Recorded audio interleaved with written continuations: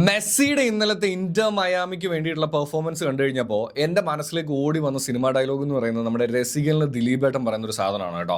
അതിനൊന്ന് മാറ്റി ഇങ്ങനെ പറയാം, മെസ്സി കഴിഞ്ഞ 22 വർഷമായിട്ട് ഇവിടെ ഉണ്ട്, അതും ഗോൾ അടിച്ചുകൊണ്ട് തന്നെ ഇവിടെ ഉണ്ട്.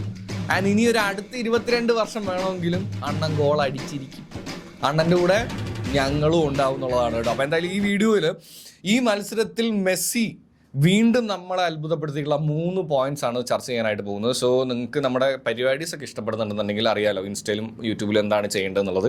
അത് ചെയ്യാന്ന് ഓർമ്മിപ്പിച്ചുകൊണ്ട് കാര്യത്തിലേക്ക് കിടക്കണം. ഒന്നാമത്തെ പോയിന്റ് ഇപ്പം നേരത്തെ ഞാൻ പഞ്ചായിട്ട് പറഞ്ഞുള്ള ഒരു കാര്യം തന്നെയാണ്. കഴിഞ്ഞ 22 വർഷമായിട്ട് അണ്ണൻ ഗോൾ അടിച്ചുകൊണ്ടേയിരിക്കുകയാണെന്നുള്ളതാണ്. ആ ഗോൾ അടിക്കുന്ന കാര്യത്തിൽ ഒരു പഞ്ഞവും പുള്ളി വരുത്തുന്നില്ല എന്നുള്ളതാണ് നമ്മളെല്ലാം അത്ഭുതപ്പെടുത്തിക്കൊണ്ടിരിക്കുന്നത്. എത്ര വയസ്സായാലും എന്തൊക്കെ ഫുട്ബോളിൽ ചെയ്ത് തീർത്തു കഴിഞ്ഞു എന്ന് പറഞ്ഞു കഴിഞ്ഞാലും പുള്ളി ഇങ്ങനെ അത്ഭുതപ്പെടുത്തിക്കൊണ്ടേയിരിക്കും.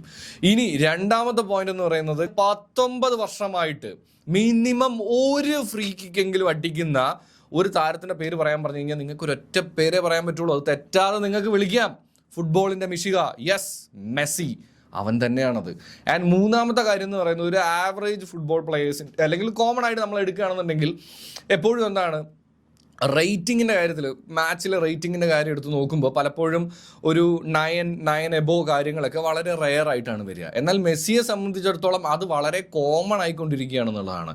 മിക്ക മാച്ചിലും എബോ 8 എന്തായാലും ഉണ്ടാവും. അല്ലെങ്കിൽ ഏറ്റവും കുറവ് ഈ പറയുന്ന റേറ്റിംഗ്സ് വരുമല്ലോ 5, 6 എന്ന് പറയുന്ന സാധനങ്ങളൊക്കെ മെസ്സിയെ സംബന്ധിച്ചിടത്തോളം വളരെ റെയർ ആയിട്ടുള്ള സംഭവമാണെന്നുള്ളതാണ്. എന്താ ഞാൻ പറയുക. അപ്പോൾ എന്തായാലും മെസ്സിയുടെ ഈ മാച്ച് കണ്ടു കഴിഞ്ഞപ്പോൾ നിങ്ങൾക്ക് തോന്നിയത് എന്തൊക്കെയാണെന്നുള്ളത് താഴെ കമൻറ്റ് ചെയ്യുക. ചിൽ കുപ്പിച്ചിൽ.